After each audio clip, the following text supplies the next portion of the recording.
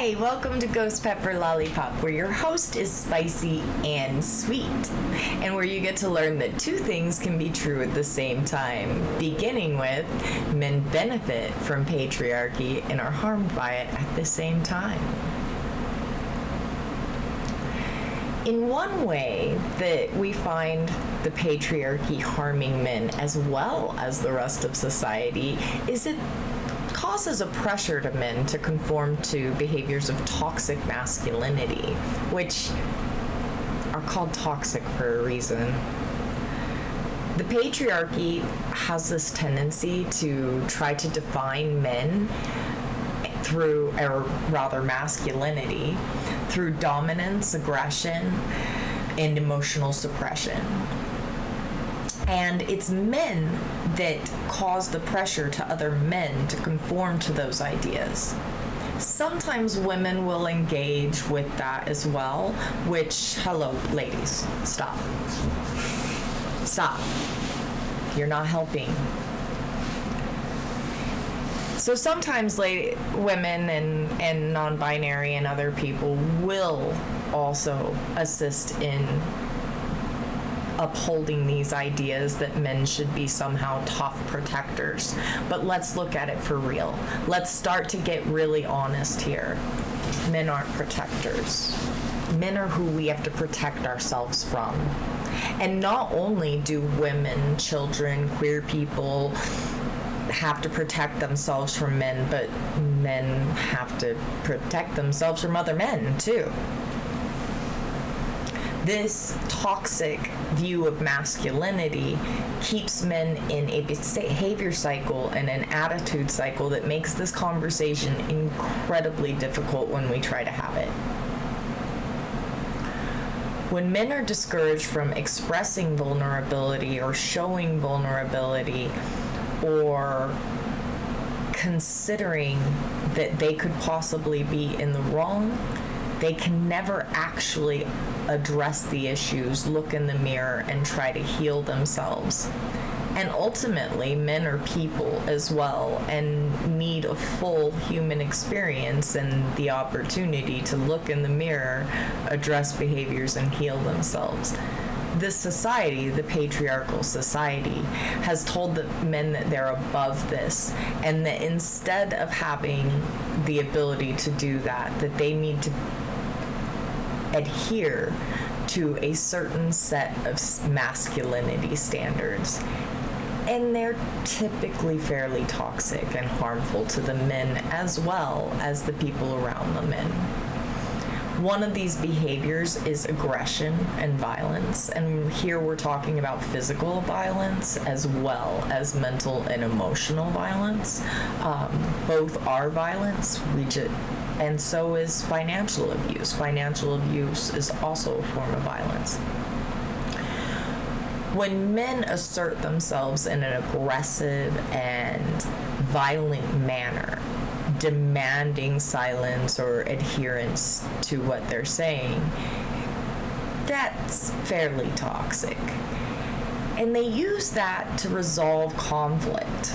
And that doesn't resolve the conflict. It makes someone have a fear response, and either that person complies out of fear or they get themselves to safety as soon as possible. Hopefully they get to themselves to safety as soon as possible. Not everyone can get themselves to safety from men, which is why we have to have this conversation.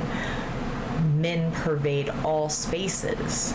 Men are humans. They are 50% of the population at least, and therefore pervade all of our spaces. And so these attitudes tend to pervade all of our spaces. Women and marginalized people cannot feel comfortable in a situation where these toxic, harmful, aggressive, and violent behaviors persist and are perpetuated. And when a correction is requested for, rather than just say, "Oh shit, my bad, let me correct," men tend to get aggressive. They tend to double down, or They'll play the victim. Oh, it's in my genes. Oh, I was just made bad. Oh, I'm a monster. Oh, I'm terrible. Do you see how this doesn't help?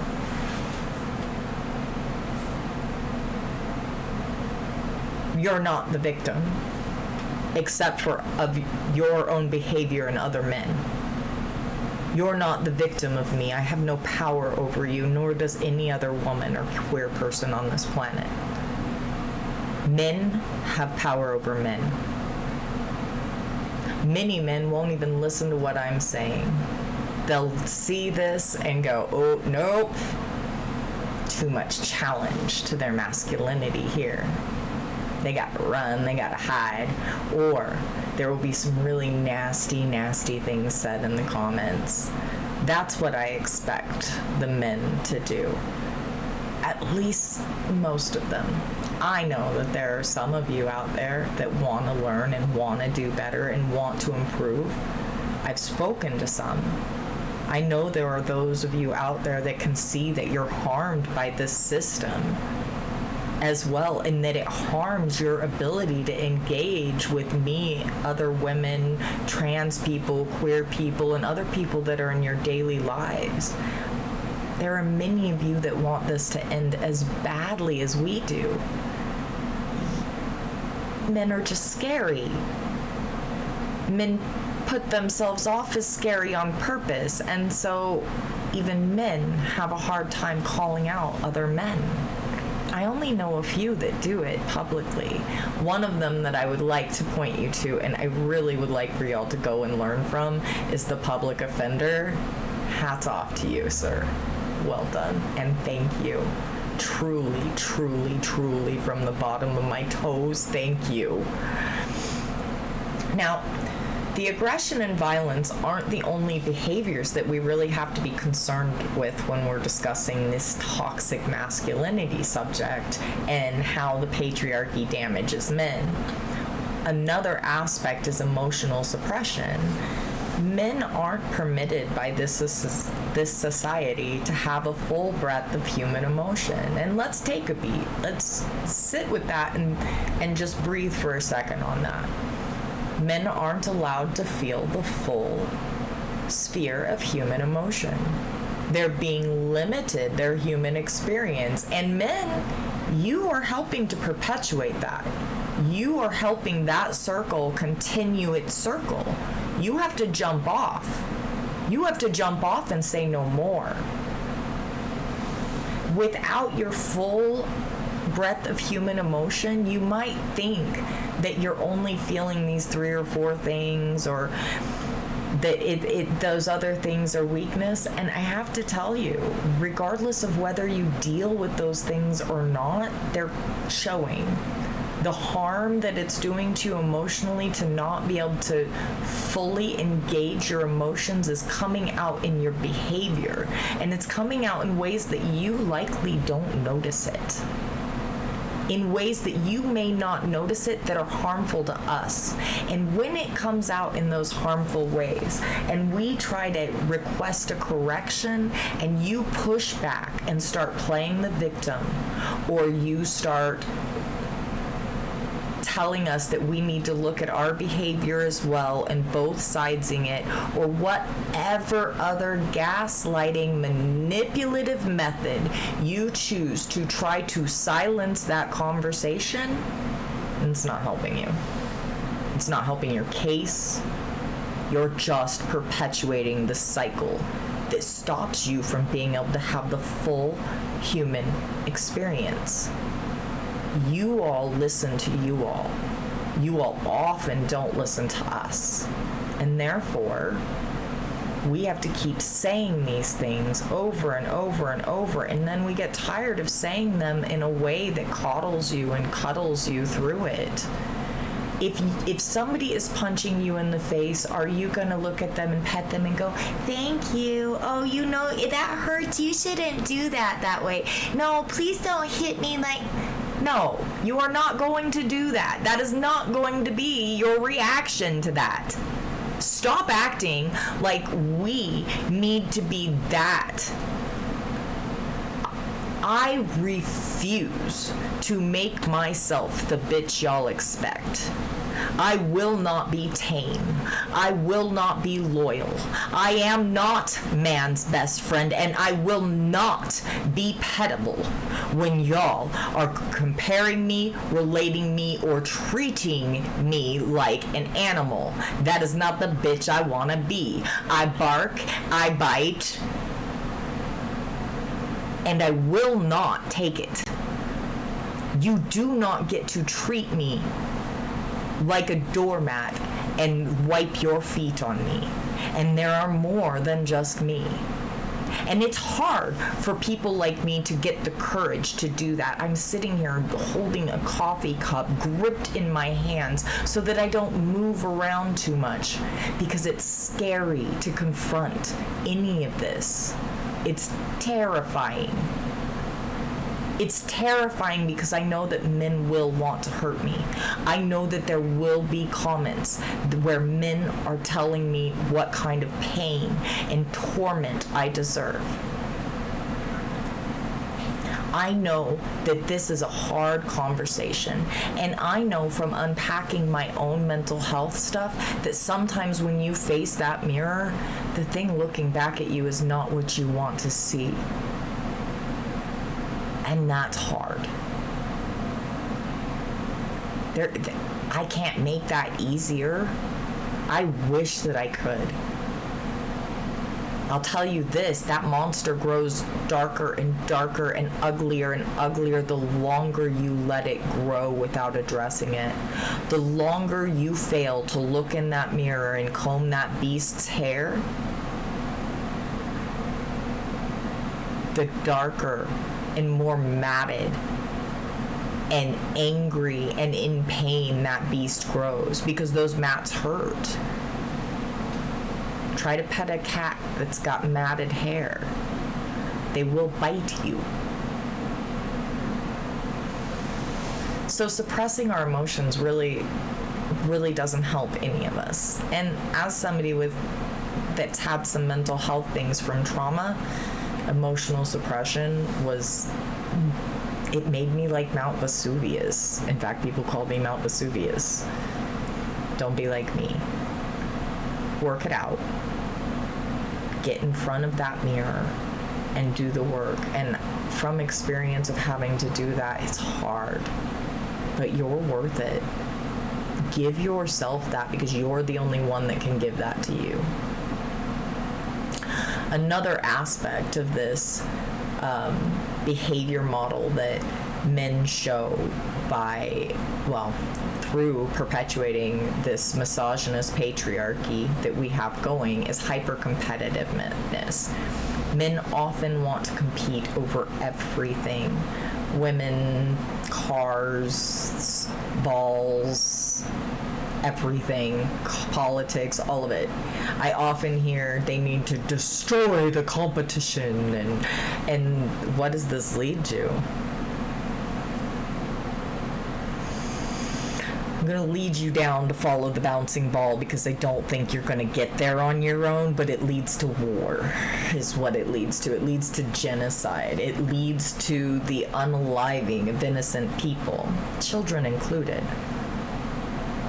When we're hyper-competitive and we're willing to ignore the needs of others. And unfortunately, hyper-competitiveness doesn't only leave itself in sports. It will often go into our engagements with other people, as we see with politics and world politics in particular, especially now with the rise of fascism being right on us, stomping on us. It's happening. We're in fascist America. This is a fascist state. The hyper-competitiveness has helped get us here. And I know that I hear a lot of people saying that there's a lack of competitiveness on one side, and no, I'll grant you that. They didn't even try. And this is something we'll dive into deeper when we address this further in future videos. We'll go into the hyper-competitiveness and how that's an aspect. suffice it to say, for today, we're doing an overview of the subject. And along with this hyper-competitive attitude and behavior, we come up against the sexual objectification of just about everything. I have found it a little disturbing, the things that men will objectify. And we have to have a real talk about that because of how often children face that objectification. And we're going to, in the weeks to come, we're going to discuss how the sexual objectification and aggression towards women and children also hurts men, and how that sexual objectification gets ignored when it's done to men, and how that can be just as harmful in a man's psyche as it can be in a woman's psyche to just be an objectified creature. Also, we're not going to give any passes or not all men's in this segment or series. I don't do that. If you need a not all men, that's something you need to give to you. I'm not giving you that. I'm not sorry, and I'm not giving you that. If something I say triggers you, lace those shoes up, baby cakes, because you need to walk yourself correct, and I don't want you tripping and breaking your nose. Because while I'm irritated by the harms that you cause, that doesn't make me wish for you harm. I do not want you to get hurt or harm yourself. I really want you to walk yourself to correct. Because when you walk yourself to correct, you will not only be improving your life, you will be improving all lives around you. And that's just beautiful. We also see a lot of men encourage men to be homophobic, especially regarding men and men together. And let's revert back to the former discussion when we're talking about women and women together.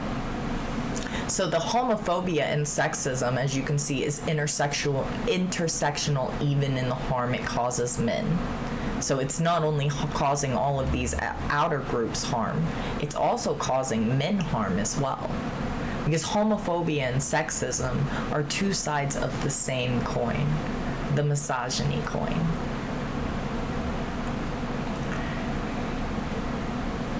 When we experience this from men, often we see it as men needing dominance and control. And let's be real, that's what it is. That's what the patriarchy is. The patriarchy wants dominance and control for men. And that is largely how it goes. And whether or not you're a man that gets all of the benefits, you get the benefits. And we do not. Stop acting as though the playing field is equal. It is far from it. And every time we get a little bit of equity and y'all lash back out, shows that we are far from it. Take a breath. Ask yourself, why is this person telling me that what I'm saying is misogynist? Or apply it forward to other concepts. Why are they calling me homophobic? Why are they calling me transphobic? Why are they calling me racist? Actually take the information in. Don't follow that gut reaction moment and just and defend. Stop, take a beat, breathe. Count down in your head from 5, whatever it takes to take you from that reaction moment to being able to respond, to being able to ask yourself why that person is saying this to you. Because if you don't believe that about yourself, then you shouldn't be triggered by their statement. If you're triggered by their statement, you might know that to be a thing that you do. And just because you don't want to address it does not mean that it doesn't need to be addressed. So lace those shoes up and walk yourself to correct, because we will not be dealing with it from here forward. And when you come here, you need to come correct.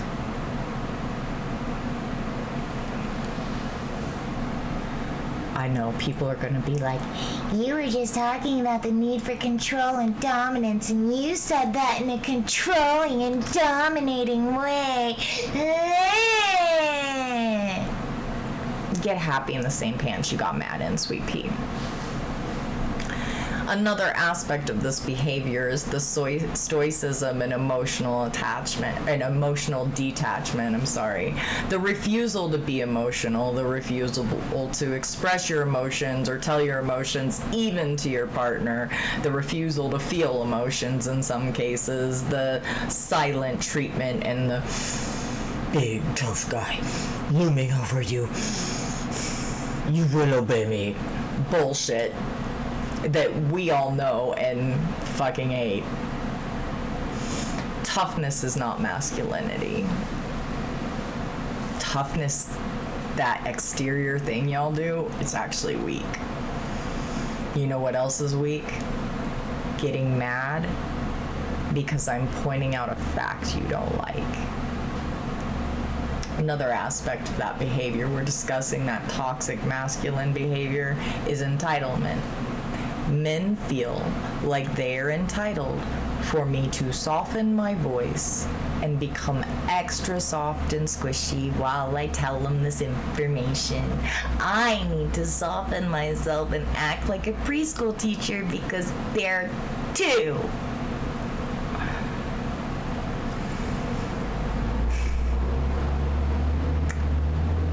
I feel like I'm gonna repeat myself a lot, but like I said before, I am not loyal.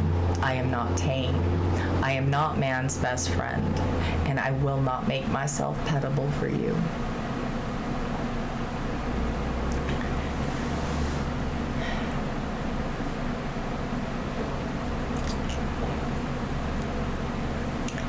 Not only are those behaviors extremely harmful to men, they're harmful to men's interactions and engagements with their communities, including other men. I have often been told by men that they don't call out other men because they're afraid of them. If y'all are afraid of each other and you won't call out at each other, how are we ever supposed to feel comfortable or safe with you? If y'all won't talk to each other about the behaviors and tell each other they're not okay, how are we supposed to be feeling safe with you? And if you won't do that and you just say, well, I'm afraid of them too, so we just have to live like this, why do you expect me to be nice to you? Logic that through. Take a second. See if that maths for you. Because it's not mathin' for me, y'all. It's not mathin' for me. Take a beat. I really want you to really think that one through. If men are supposed to be protectors, allegedly, this is what I'm told, and yet they do all of these harmful behaviors. They hurt women, children, queer people all the time. I mean, and then look at what's going on with the fascists, because every one of those ICE agents has been a man. Y'all don't come with a flag telling me you're safe. So how do I know if you aren't actively calling it out? And if y'all are supposed to be those protectors, like I've been saying, why do we need protected from you? Why are you what we need protected from? You're not the protectors. You're the aggressors. Remember that thing, are we the baddies? Yeah, you are. Even if you're not doing those behaviors, if you're not calling them out, that's you too. You belong in that boat with the men that are doing those things. That's hard to hear. It's also hard to live with being abused by men and not having a voice and not having power to fight against it. Having to just live with it and live with the things they do because even you are afraid of other men. So you won't call it out. That's weak, and you're not a protector. So stop saying you are.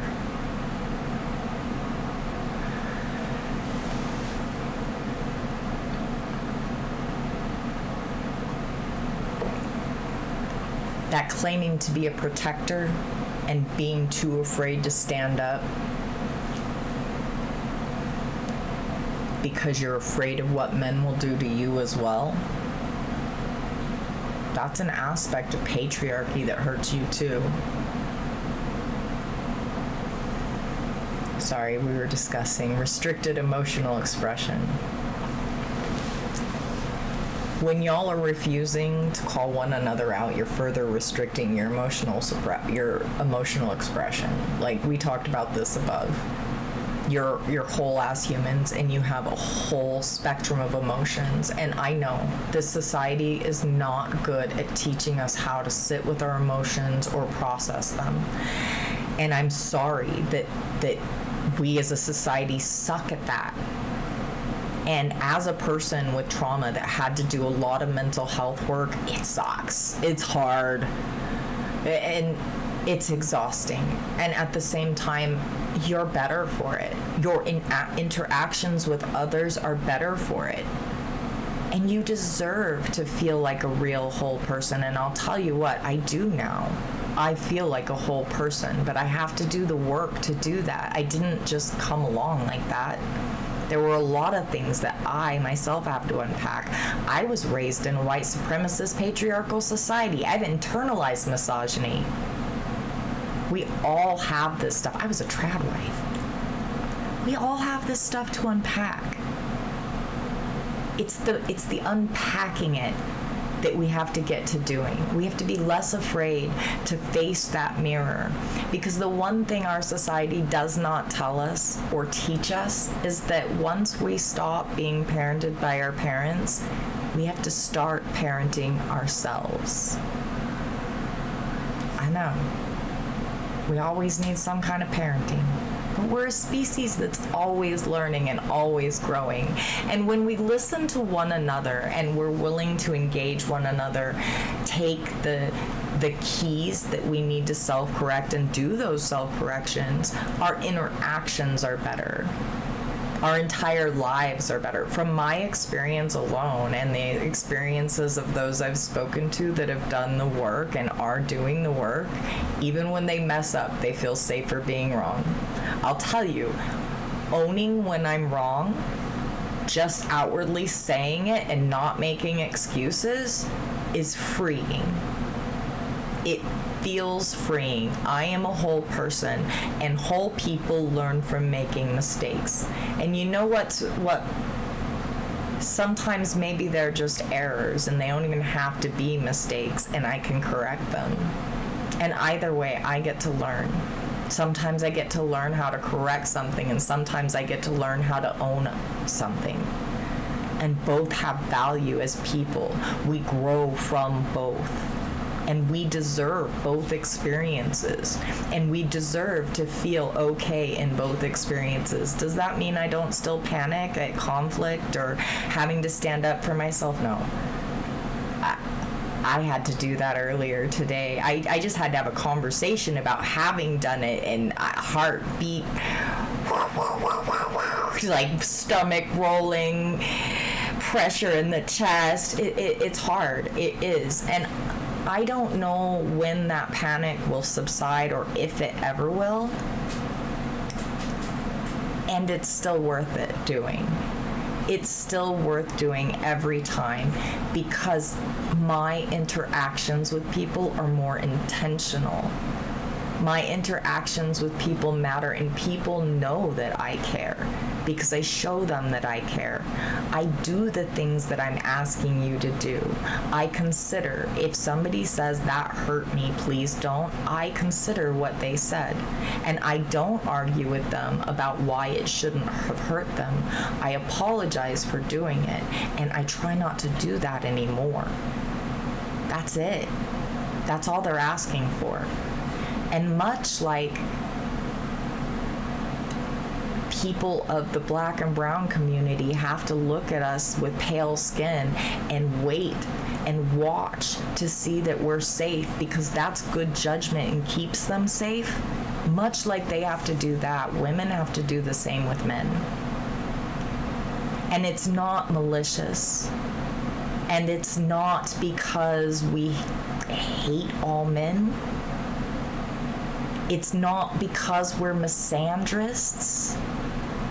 It's because that's how we stay safe. Because you all do not come with tattoos on your foreheads saying, I'm safe, I won't hurt you, and have it be something we can read and go, oh, okay, I'm safe with that one. Y'all don't come with labels that we can read and see a safe person. And when you say misogynist things and then fight back every time we request a correction, you're telling us you're not safe and that you do not have any intention of changing to make us feel more comfortable or to become safe. The mental health impacts of that are so damaging to people like me who have faced abuse and trauma at the hands of men, as well as the men themselves, especially the men that don't mean harm.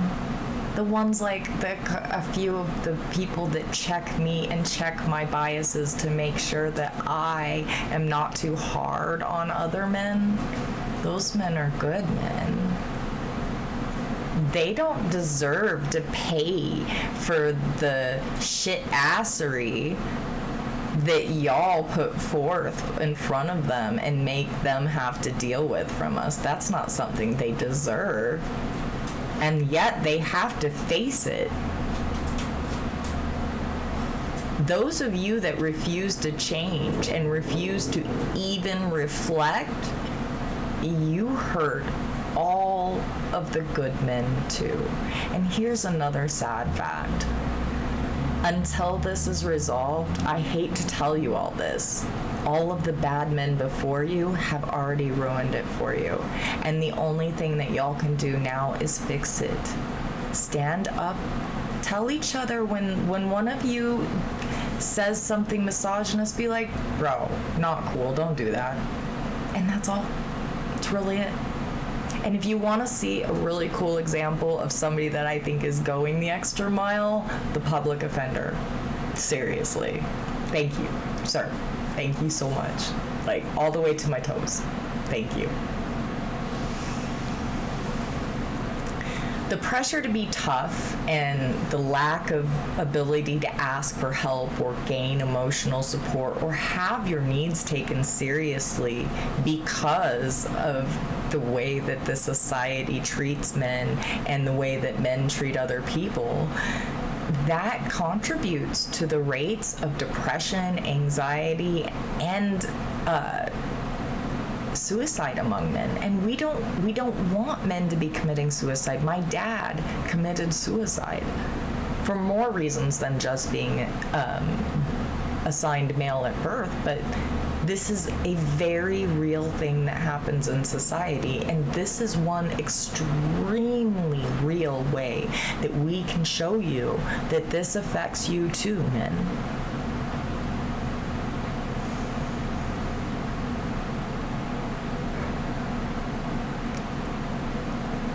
And also, the reason that you lash out, it's because you have a hard time with other people seeing you weak, and it's making your sense of masculinity fragile. And the reason is that they're giving you a false sense of what masculinity is. If you're lashing out because a man told you that you aren't enough of a man. And ladies, if you're telling men that, knock it off. I mean, you can tell them to pull their pants up and like get with it, but like to follow the toxic masculinity things, they don't need to be tough and they need to show their emotions. Stop telling them otherwise. As far as like being like held to account, gentlemen, you need to be held to account.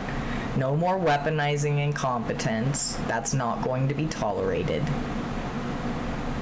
Knock it off. Fold your freaking underwear.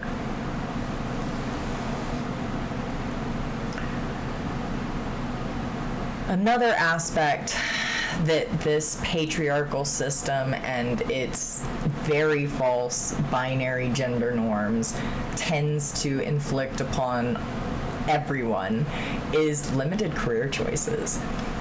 Society and the patriarchy has this idea in mind that certain jobs are for certain genders, when that's entirely absurd.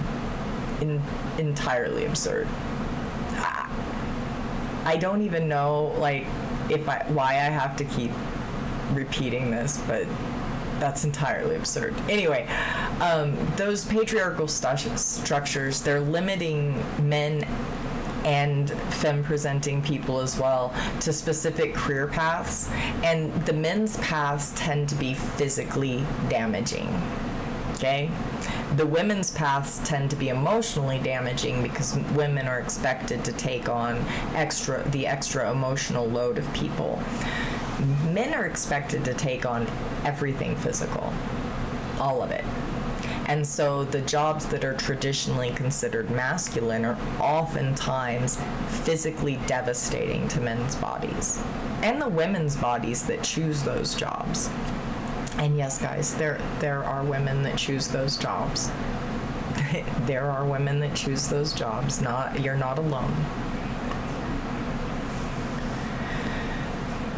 Limiting oneself to these gender stereotypes and gender norms and not stretching outside of that to one's full human experience is going to lead to suppression, which leads to aggression, because your behavior, your emotions come out in your behavior.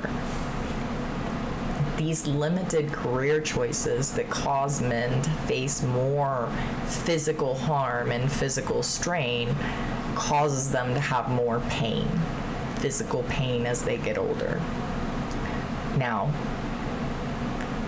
women have a lot of physical pain too, so don't think I'm leaving you out, ladies. I have fibro and stuff. I get it. I'm going to give them a moment. So I'm going to give them their moment, because this is true, and y'all need to understand this, ladies. Y'all do, because we don't always give them this one, and I think we need to give them this one. Those jobs that other men are telling you are more masculine that you should be doing are harmful to your body, and it's more likely that you'll have pain later. Much like a lot of the things that we suffer will cause us pain later, like pregnancy can cause fibroid later in life, just so you know. And we don't always consider that with one another. And those jobs, those are very necessary and appreciated and often thankless, because we don't in this society take care of people's health and well-being and mental health, etc., which is something we need to work better on. We need universal health care, because you don't deserve to have arthritis from building buildings all your life and then be in so much pain you can't stand it when you get older, and then have everybody go, I don't care, you lived. That's not okay. You need health care, and you deserve health care. And I see that those jobs are harder. We see that those jobs are physically more damaging to you. And a lot of this contact sports as well, they're more harmful, they do more harm. And those are typically a thing that are considered masculine. I encourage y'all, especially with the high violence contact sports, I encourage y'all to take those virtual and stop that. Don't do that to your bodies. We don't need to be entertained at the expense of your brain. Okay? Your brain is beautiful. It's a 1 in 800 billion thing, and we really don't need to be entertained at the expense of it.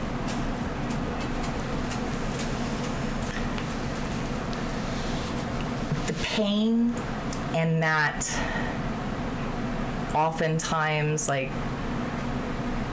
the injuries that just are ignored because men are meant to be tough and aren't supposed to get medical care and etc., those can sometimes cause men to lash out, hurt people. When you're in pain, it's hard to maintain your attitude when it's a lot of pain. And that's fair. And at the same time, it's hard, but the people you love and the people you're engaging with, they didn't hurt you. Don't beat them with that bat. They didn't hurt you. Save that for the patriarchy. They're the ones that did it. Another aspect that we will address in further detail later is harmful stereotypes. The patriarchy and misogyny enforce and perpetuate really damaging stereotypes.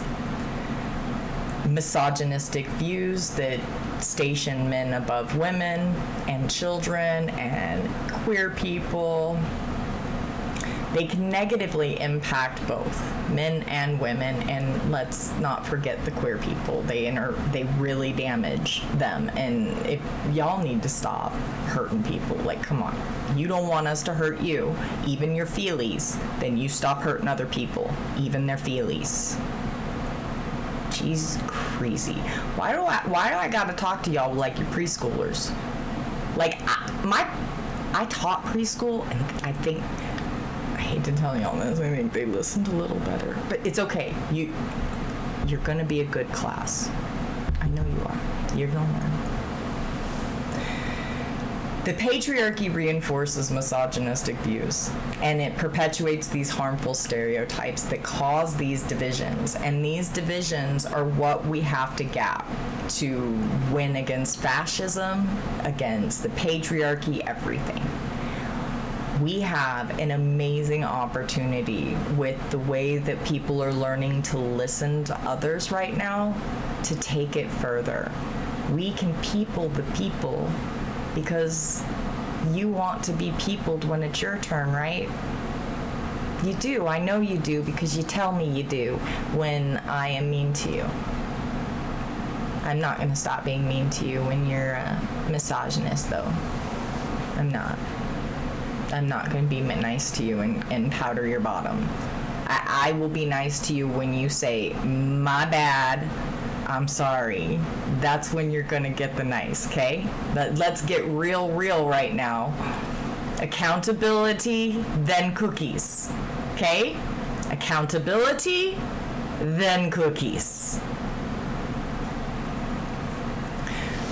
You probably heard me use a few analogies, and maybe some weird ones for you. It's a thing I do. I have no respect for the English language. People deliberately disrespect people in this language when there are 11 other ways that you could say the same thing that wouldn't hurt someone. And so I have no respect for the English language. And because of my lack of respect, I tend to be incredibly creative with it. Deliberately, to make you think. Because one of the things that we lack in this society is the habit of critically thinking. We tend to want to hear our opinions echoed back to us, and then we don't think about them. It's just like, okay, it's the same thing. It's playing over again. I don't have to think about it. This is just a song. I'm bopping to it. No. Honey, you need to think about things. Check your biases. Go stand in front of your virtual mirror in your head and ask yourself about your biases. Ask yourself about things that are commonly stereotyped in society and check yourself. Or do like I do. Get some really cool friends that you can be like, am I being an asshole? And have them be like, yes, get off your soapbox, which has happened. Thank you. I love you. It ultimately comes down to being more intentional with each other if we want to fix this. If we want to fix the divides between the groups of our society, we have to learn to be more intentional with one another. That means when I am a shit ass, I need to be being an intentional shit ass and not just shit assing and having to apologize for it later. Because that's often what happens. We'll say something and we didn't quite mean it in a way that would hurt your feelings, and now we're stuck in this position where we have to say, ooh, I didn't mean it like that. Let's get ourselves out of that position. Let's get ourselves into a position where we mean what we say and that we're trying to listen to one another and give one another their space as people. We have to people the people because the people are people. Stop unpeopling the people. For criminy sake, stop unpeopling the people. Another thing I'm not going to do, and you may have noticed that as well, I'm not going to merit ideas that dehumanize with validity. They have none. They're not valid. Examples, if you're anti-trans, that's a you thing. That's a you problem, not a them problem, not a me problem. That's a you problem, and we're not having the discussion because trans people are people. Trans women are women, trans men are men. They're just different categories of both. And I'm not engaging you on that topic. If you believe otherwise, you're just wrong. You're just wrong. You're just wrong. I don't know how a nice way to say that you're just wrong. So we won't be dehumanizing people. And I know morals and ethics are subjective, and that's fine. We live in a subjective space because we're subjective beings as a species. It's very hard for us to be fully objective. That being said, we do have a sort of collective subjective experience where we know that treating each other with cruelty is wrong and bad and we shouldn't do it. So don't play with me when it comes to talking about me telling you you treated somebody wrong and you push back at me. No, you're wrong. Stop. This is a space where we're going to challenge the patriarchy. We're going to challenge how it harms everyone, men included. And I'm not going to give you the not all men. I'm not doing that for you. If you need that, you have to give you that. If you feel triggered by something that I say, lace those shoes up. Walk yourself to correct. I do not want you to trip and fall on the way.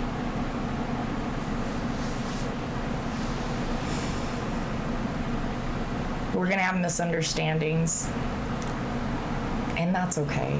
We learn from those. We can even kind of celebrate those because we get to learn the differences about each other and how each other react and respond to things, and then we get to learn new ways to interact with each other, so long as we work through the misunderstandings. And we can do that. So we're going to have misunderstandings, and sometimes we're going to be entirely different books thinking we're on the same page. And we have to get intentional with each other and work towards having the discussion in a real way, not shutting down the ideas that you don't want to listen to. And no, we will not be having the misandry discussion. Nope. This is a systemic issue, and we're going to discuss the systemic problem of misogyny and how it harms everyone. We won't be discussing misandry. Misandry has no power in the system, and we won't be talking about it. Oh, not gonna happen. I know. It is what it is. Yep.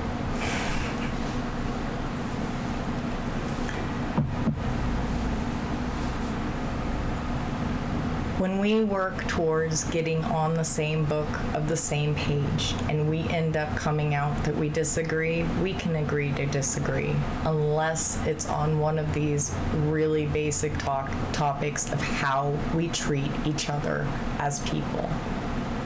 So, with that said, and all of this said, welcome to Ghost Pepper Lollipop, where your host is both spicy and sweet, and two things can be true at the same time. Thanks for being here and listening to me talk. I will see you next week.